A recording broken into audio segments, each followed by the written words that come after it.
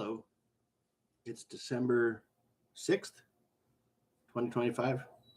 I just completed my second Anne Rice novel, The Vampire Lestat, and you're probably familiar, but the first one is Interview with the Vampire. And this one is quite a bit different than the first one. If you've only seen the movie is fairly similar, the first book, to the movie. But this doesn't have a movie. There's going to be a series that's streaming. I'm not sure what network's carrying it, but coming up here this month, I think. That said, quite a bit different than the first book. The first book had a lot of um, weird stuff in it, and this one, not so much. This was more sanitized to be more mainstream, I guess I would say. Now, the thing is, it is like a soap opera. It reads like a soap opera. Um, and there's a lot of books in the series. And if you keep going with it, you'll be going for quite a while. I think there's like 14 official, and then there's some unofficial books. And that shadow, there you go, put it over there. But it plays out like a soap opera. It's very long. It's 550 pages long.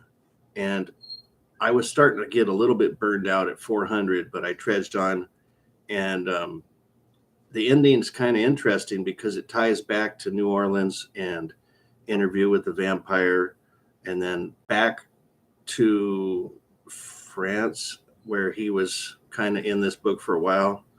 And there's this main thread at the beginning that kind of revolves at the end again, that involves him being like a rock star, which is pretty interesting, not what you expect from a typical vampire story. And that was cool. The parts that I got burned out on a little bit was the search for the vampire mother and father. It's kind of, I don't know, that part just didn't get me. The parts in Egypt was kind of cool. There's a lot of scenery descriptions that are really good. I mean, she's super wordy, and just like in the first book, she describes things to the T. I mean, you can go on and on and on, be describing things almost too much, but she's very good at it. So it's hard to say it's too much. The book is, I think, too long, though. I think parts of it could have been left out, but 550 pages is a long way to go to kind of just keep going in another book. That said, if you get into these, you may be in for a long haul, like a soap opera. Just be aware. I think females probably are more geared towards this than a male.